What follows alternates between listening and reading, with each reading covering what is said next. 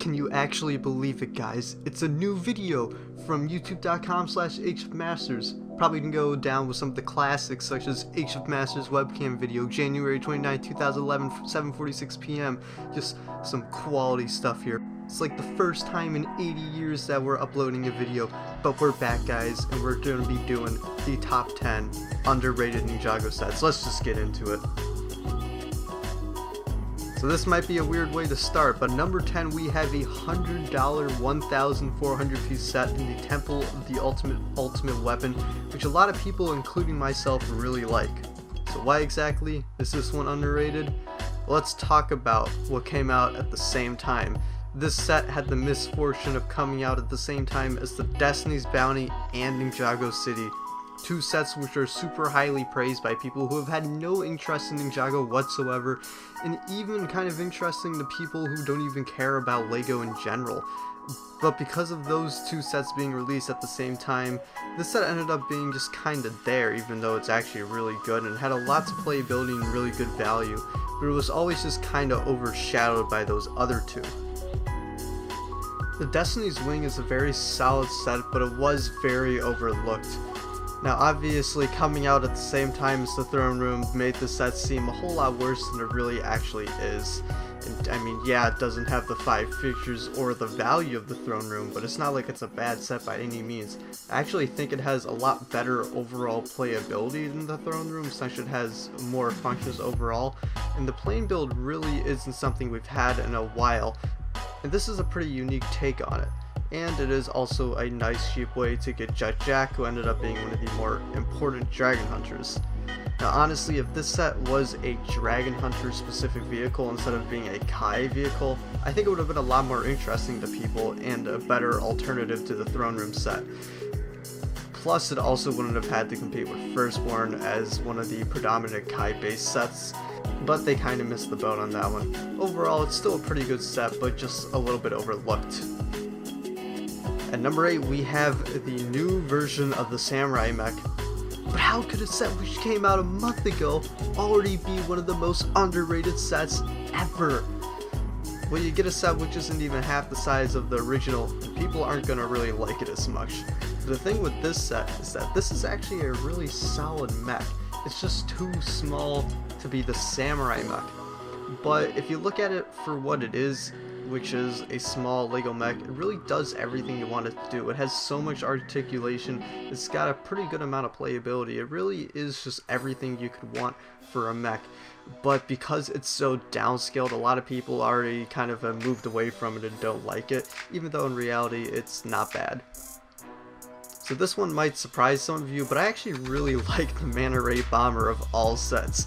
Now don't get me wrong, it's not like it's the best set ever or anything, because man, when I first saw this thing, I thought it was going to be so bad. The color scheme looked so boring, the Manta Ray theming, it wasn't working for me, it just seemed off. But in person, I actually like this set a lot. The color scheme looks so much better, the Manta Ray theming actually works, and it's actually a pretty solid build. I actually like this set way more than the Flying Jelly sub, which I'm probably the only person on the planet which thinks that.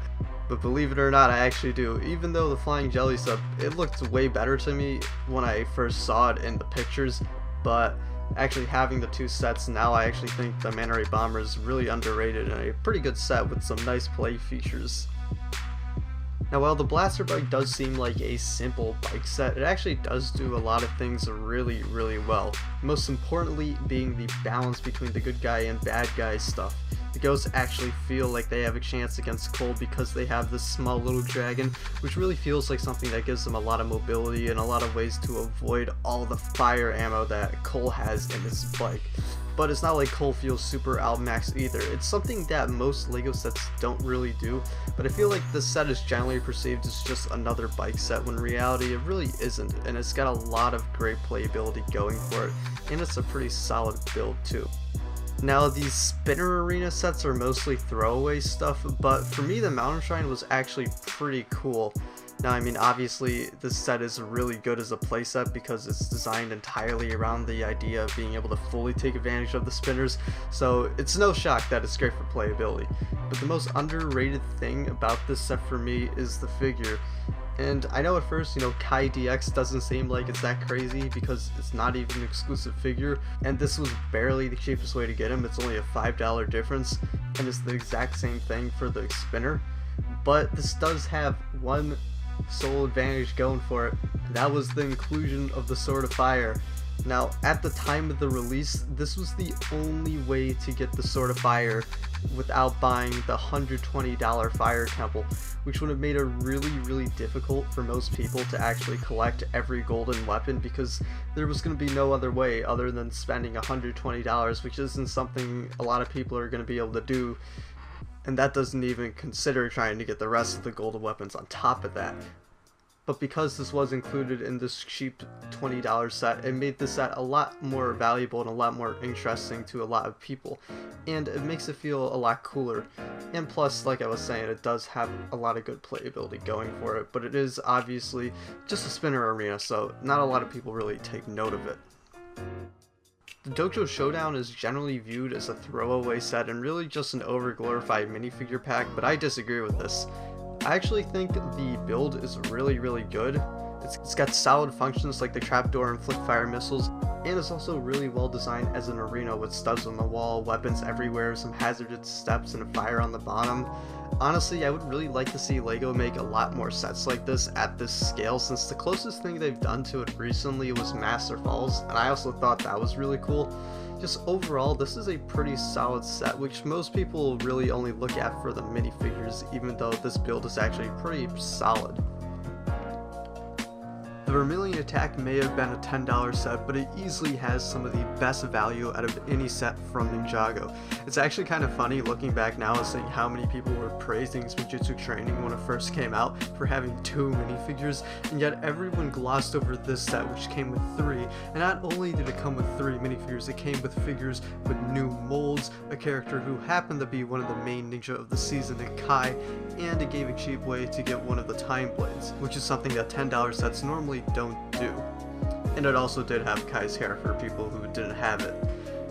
Oh, and by the way, the build was not a slouch either. It had a really nice exploding snake function and tons of different ways to battle with clips and studs all over to do a whole bunch of different dynamics with it.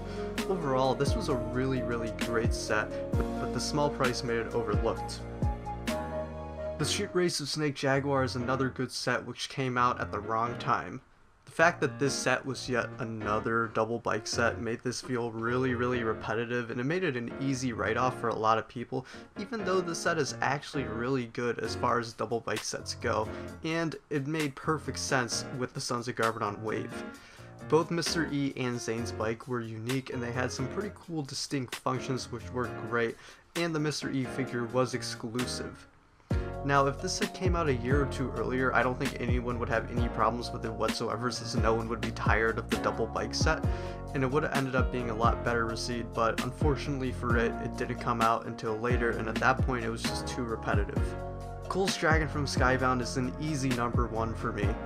A lot of people don't like this set solely because it's small, and I mean, yeah, I get it, it's the first Cole's Dragon in years, and then they make it a super small $10 set. That's kind of annoying, it's kind of upsetting for a lot of people, but the dragon really isn't bad, it's actually really good. It has so much articulation, it had a lot of good detailing, I especially like the head and the sticker they used there. It came with an exclusive Zane Jin Blade. It's pretty much the new Golden Dragon from Legacy, but half the price. But the set is just generally regarded as just kind of disappointing because of its size, even though it's actually really good.